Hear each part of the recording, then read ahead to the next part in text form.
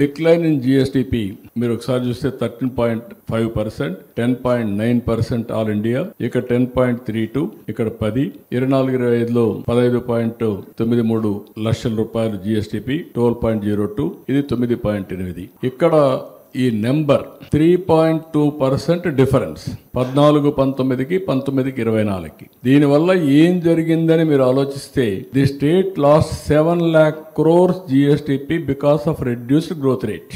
అదే తెలుగుదేశం ఉంటే 14,000 21,000 అయ్యేది. దీనివల్ల దగ్గర మీరు చూస్తే 13.5% తగ్గిపోయింది. దానివల్ల 76,195 కోట్ల రూపాయల ఆదాయం తగ్గిపోయింది.